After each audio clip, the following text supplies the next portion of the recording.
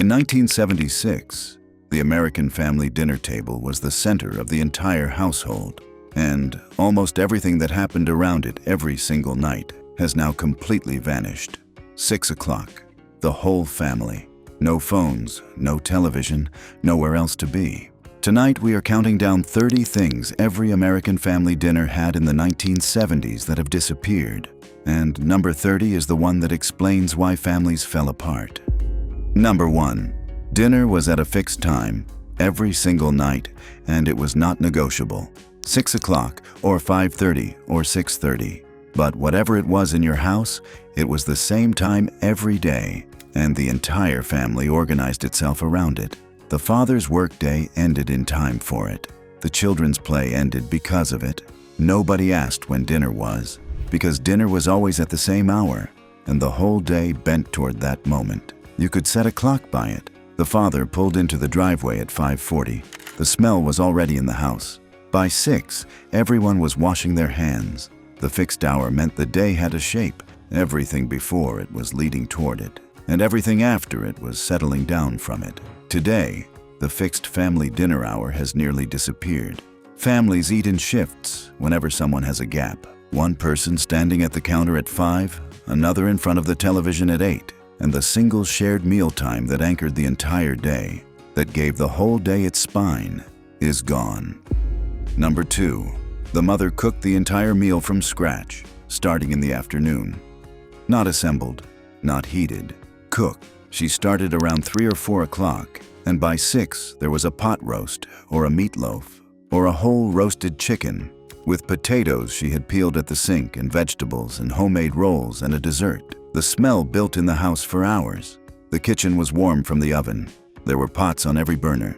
She had an apron on and flour on her hands, and the radio playing, and the whole operation was a daily act of production that fed 5 people a complete hot meal for the cost of pennies per plate. The children doing homework at the kitchen table watched it happen. Today, the from-scratch daily family dinner has been largely replaced by takeout, delivery, frozen meals, and food that arrives in a bag at the door. And the mother who spent 3 hours cooking every single afternoon, and the warm, fragrant, busy kitchen that came with her, has nearly vanished. Number 3. The table was set properly every night, with a fork at every place. Not for company. Every ordinary Tuesday. Plates in front of each chair. Forks on the left, knives and spoons on the right. Napkins. A serving spoon in every dish. A pitcher of milk or iced tea on the table. Often, one of the children was assigned to set it. The everyday dishes, not the good china, but set with care anyway. It was nobody's idea of fancy. The dishes had small chips. The glasses did not all match, but there was a fork at every single place, and a folded napkin and a glass. And it was done every night by someone who had decided the family eating together was worth the 10 minutes it took. That decision, repeated every evening, told the children something nobody ever said in words. This matters, you matter, we do this properly. Today, the properly set family table has largely disappeared, replaced by plates grabbed individually, eating off laps in front of a screen, eating standing at the counter, and the nightly ritual of setting a place for every single member of the family is gone. Number 4. Everyone had an assigned seat, and it was theirs for years. The father at the head, the mother nearest the kitchen so she could get up for what was forgotten, the children in their fixed spots, the same spots, for the entire length of their childhoods, so that the geography of the table was a small map of the family itself. You did not choose where to sit. You had your place. Today, assigned family seating has faded along with the shared meal itself, and the fixed map of who sat where, a small daily statement of belonging, has disappeared. Number 5. Grace was said before anyone touched a fork.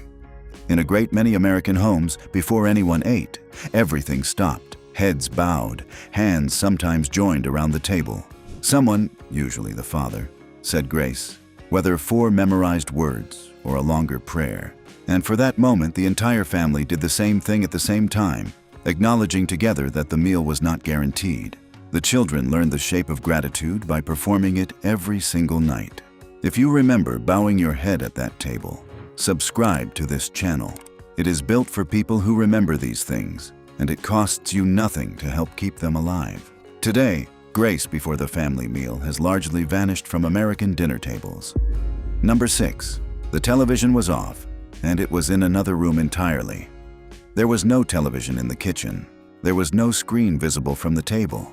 Dinner happened in a room with no electronic entertainment of any kind, and even the idea of watching something during dinner would have been considered rude and strange. The family had only each other to look at. If the television was on in the next room during dinner, your father got up and turned it off.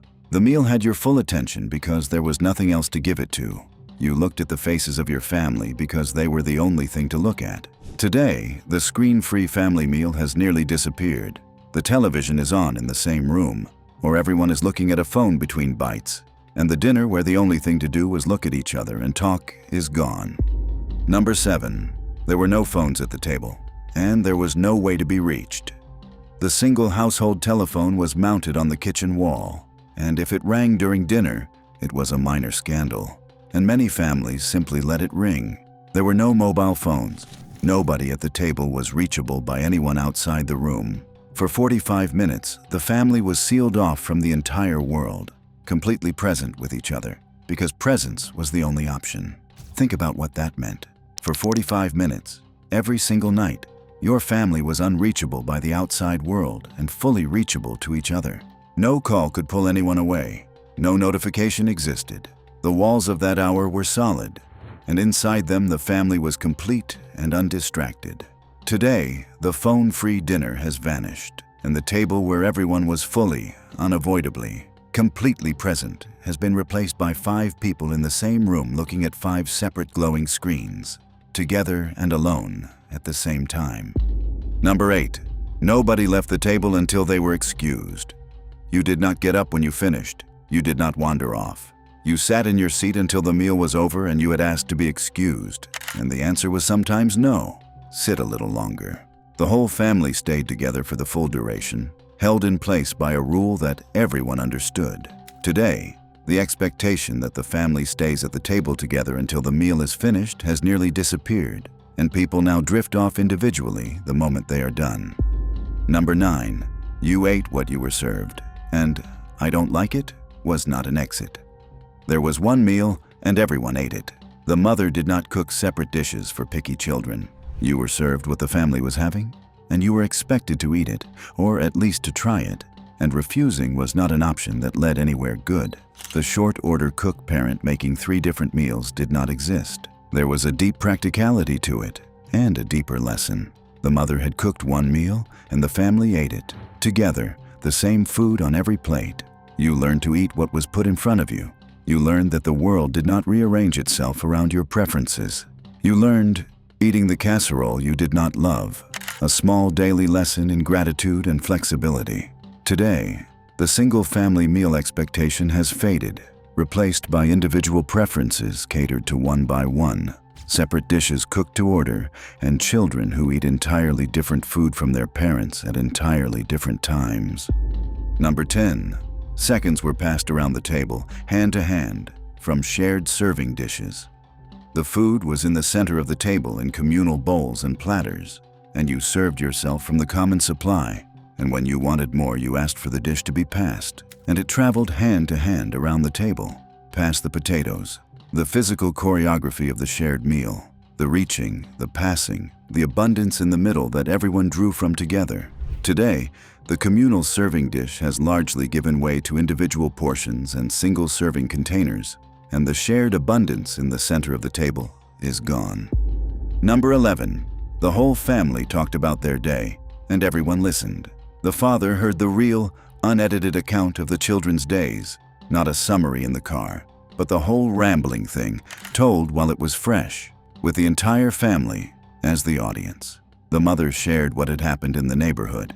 The children learned how adults thought by listening to them talk. The conversation was the actual point of the meal, the thing the food was an excuse for. It was not deep conversation. It was the ordinary substance of family life. What happened at school, who said what, the small triumphs and complaints and jokes. The retelling of the day while it was still warm, but accumulated over thousands of nights. That ordinary talk was the actual material a family was made of. It was how the people in that house knew each other. Today, the daily family dinner conversation has nearly vanished, and with it, the single most important hour of connection most families ever had. The hour where, without anyone planning it, a family simply knew what was going on in each other's lives. Number 12. Children were taught table manners relentlessly every night. Elbows off the table, napkin in your lap. Do not talk with your mouth full. Do not reach across someone.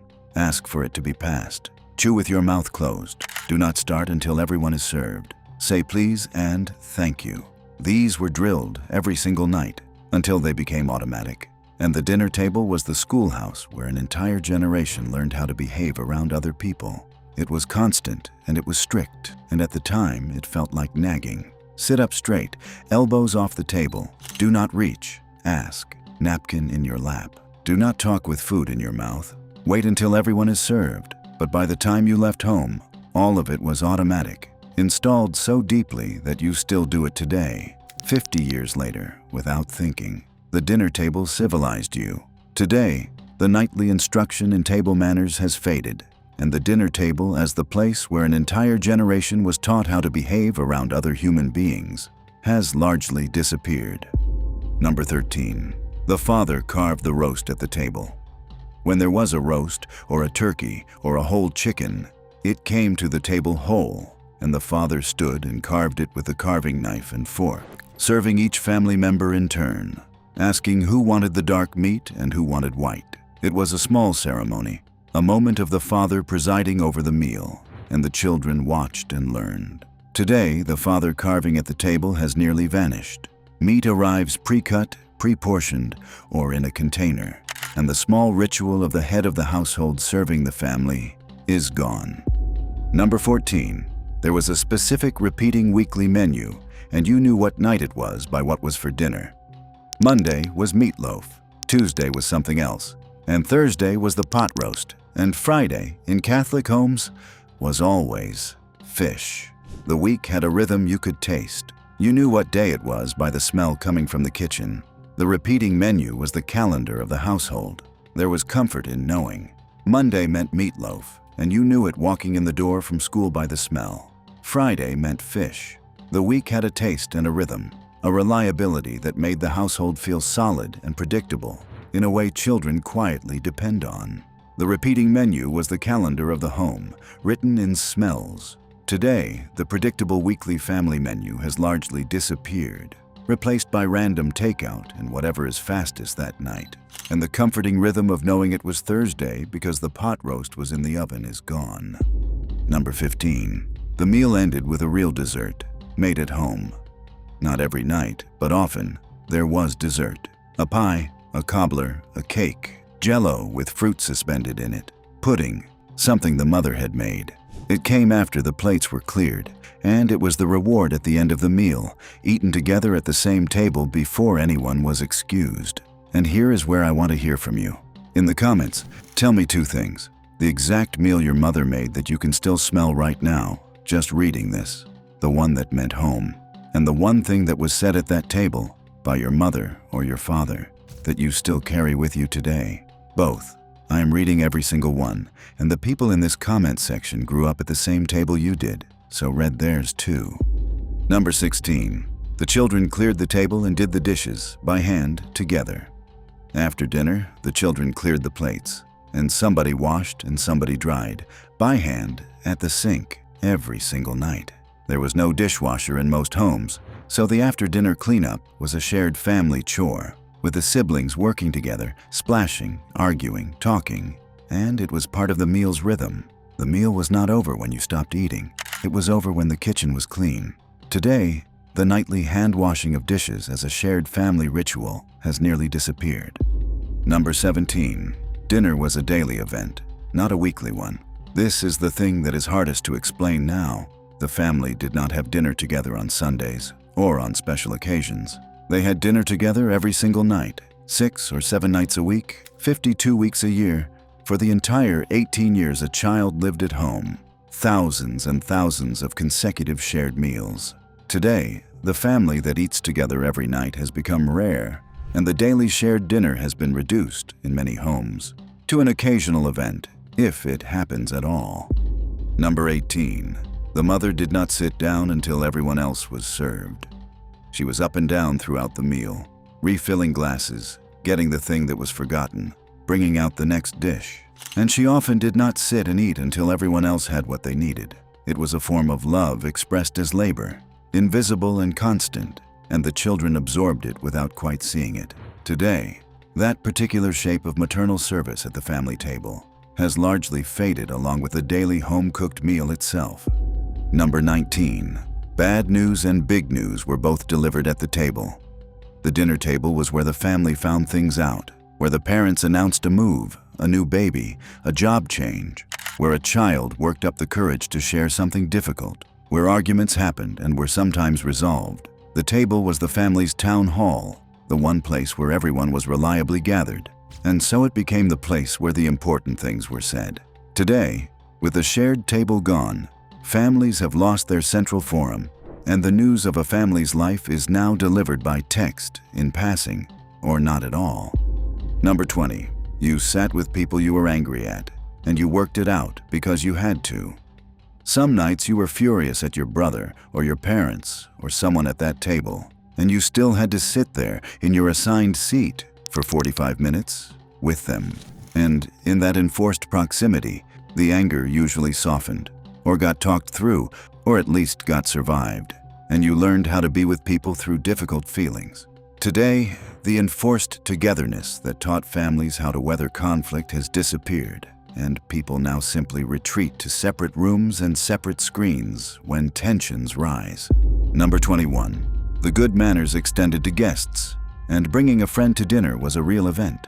When a child brought a friend home for dinner, it was an occasion with its own rules. The guest was served first, was on best behavior, was folded into the family's table for an evening, and the friend got to see how your family worked, ate your mother's cooking, and became, in a small way, part of the household.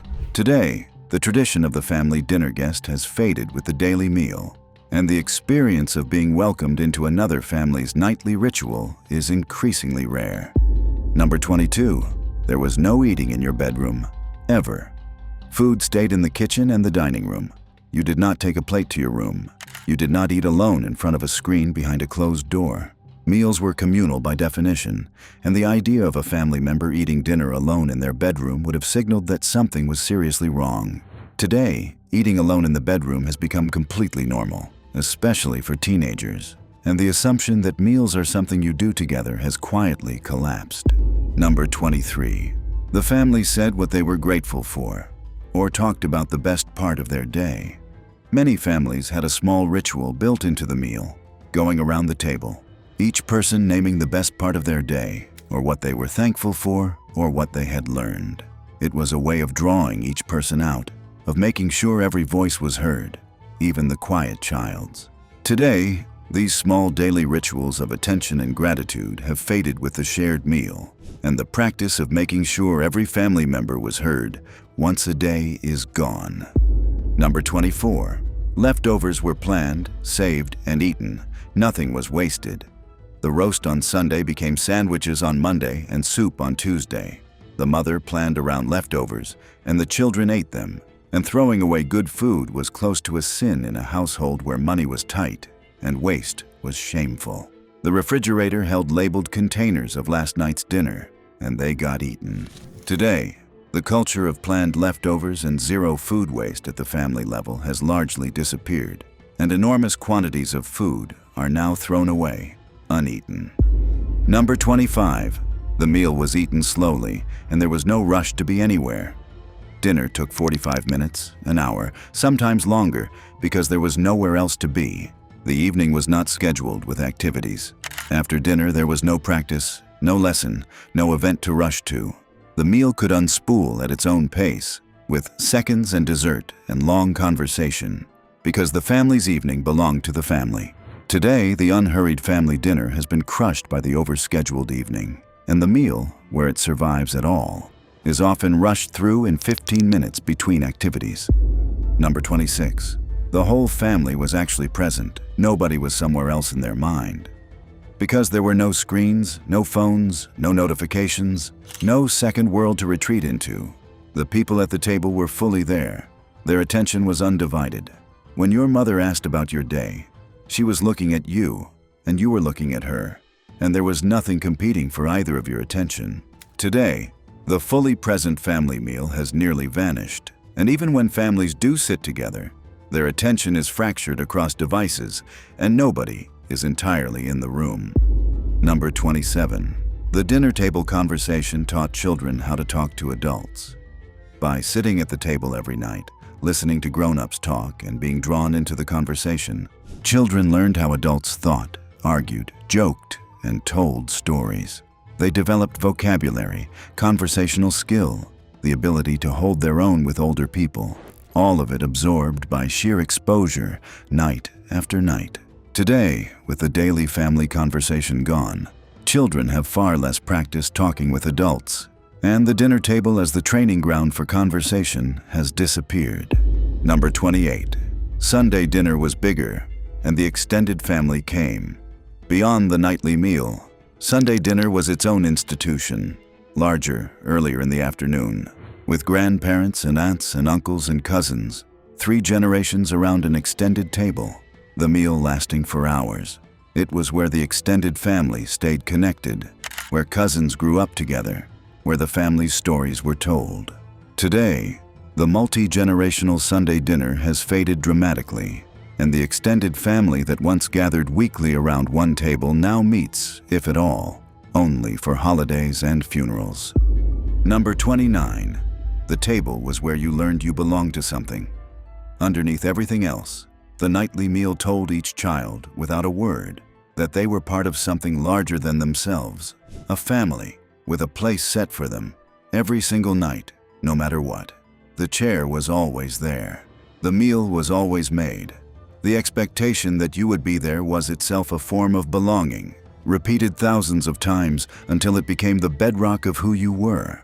Today, with the daily shared meal gone, children have lost one of the most powerful and consistent sources of belonging childhood ever offered. Number 30. And here is the one that explains why families fell apart.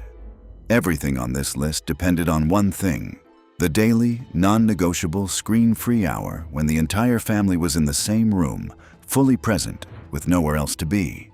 That hour was not just when families ate, it was when they were a family at all. It was where the children learned to talk, to listen, to argue and reconcile, to be present with people through boredom and tension and joy, to belong. The dinner table was the single most important room in American life, and nothing was taught there except how to be a person and how to love the people you were stuck with. And that was taught every single night without anyone ever calling it a lesson. And we let it go, not by deciding to, by 1,000 small substitutions, each of which seemed reasonable. The television crept into the kitchen, the schedule filled with activities. Both parents worked later. Fast food got cheaper. The microwave let everyone heat their own meal at their own time. And then the screens arrived, the small ones you could bring to the table, and the conversation that had filled that hour drained out into 100 separate glowing rectangles. And the table became a place where people occasionally intersected on their way to somewhere else. The research now is overwhelming, and it is not subtle. The single strongest predictor of almost every good outcome in a child's life: academic success, mental health, vocabulary, resilience, staying out of trouble, is the frequency of family dinners. Not income, not the neighborhood, not the school, the dinner table. The one thing we let slip away because it was boring and inconvenient turns out to have been the most protective structure we ever built for our children, and we dismantled it without knowing what it was. And we are paying the cost right now, in this generation, in a currency we are only beginning to count. There are about 60 million Americans alive right now who grew up at that table every night before the screens. You are in your 50s, 60s, and 70s. You remember the smell of the kitchen at 5:30, your assigned seat, the sound of your mother calling you in, a sound some of you would give anything to hear one more time. You were bored there, and you did not know that the boredom was a kind of safety, that the most ordinary room in the house was where you were quietly being taught how to love people. So tell me, in the comments, the meal your mother made that you can still smell right now, and the one thing said at that table that you carry to this day. Because you are among the last who sat at that table every single night, and when you stop describing it, no one will know what we had. Subscribe if you remember when the whole family came home and sat down together. Share this with your brother or sister, the people who sat in those other chairs, and I will see you on the next one.